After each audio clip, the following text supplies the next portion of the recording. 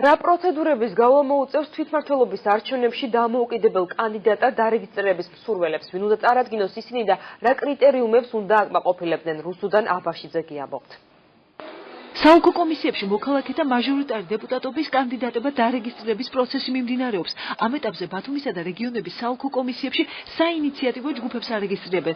მაჟორიტარულ ოლქებში დამოუკიდებელი კანდიდატები სწორედ 5 წევრიანმა საინიციატივო ჯგუფებმა უნდა წარადგინონ. ბათუმის 10 მაჟორიტარული ოლქიდან დამოუკიდებელი კანდიდატების დასარეგისტრირებლად განაცხადი ამ დრომდე მხოლოდ 3-ში შევიდა. მათ წარმომადგენლებს გადაეცათ ამომრჩეველთა მხარდამჭერცის ბარათები შესავსებად დღესდღეობით ორმა მათგანმა უკვე წარმოადგენდა და დაახლოებით ხვალისათვის ალბათ საოლქო საარჩევნო კომისია განიხილავს შესაბამისი წესების დაცვით ამომრჩეველთა მხარდამჭერთა ციების ბლანკების ისტორიას. ბათუმის 79 საოლქო კომისიის გადაწყვეტილებას ელოდება გოჩა შამილიშვილი. იმ შემთხვევაში თუ კომისია მისი საინიციატივო ჯგუფის მიერ წარდგენილ დოკუმენტაციას დამაკმაყოფილებლად მიიჩნევს, შამილიშვილი ბაგრატიონის დასახლებაში ბათუმის საკრებულოს დამოუკიდებელი დეპუტატობის კანდიდატი გახდება. გადაწყვიტა საერთო ჯგუფმა 5 კაცია მაგალითად მე ყოფილიყავი წარმომადგენელი საკრებულოს თვითმმართველობის საკითხები მესმის მუშაობდი თითქმის 15-16 წელია თვითმმართველობის სისტემაში ვარ მერიის და რა ვფიქრობ რომ გავაკეთებ იმას რაც ჩემი ქალაქის უბნისთვის სასიკეთო იქნება. რეგისტრაციისთვის ავალდებულო არ არის მაჟორიტარობის კანდიდატი იმავე მუნიციპალიტეტის მცხოვრები იყო, სადაც კენჭისყრას აპირებს. ხელოჩაურის 93 საოლქო საარჩევნო კომისიაში ერთ-ერთ მაჟორიტარულ ოლქში დამოუკიდებელ კანდიდატად საინიციატივო ჯგუფმა ჭიათურის მოქალაქე წარადგინა. მე ჩვენ მაგალითად ერთი ყავს ჭიათურელი. საჩხერელი პეჩიზია გვარად, რომელმაც შემოგვიტანა უკვე განაცხადა.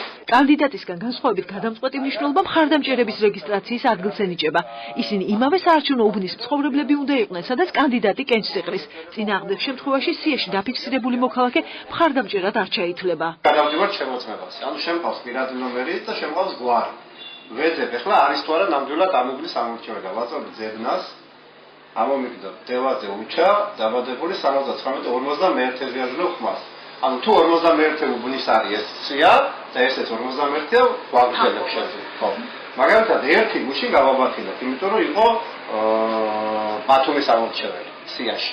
დამოუკიდებელი დეპუტატობის კანდიდატად დარეგისტრირების კიდევ ერთი პირობა მხარდამჭერების რაოდენობა.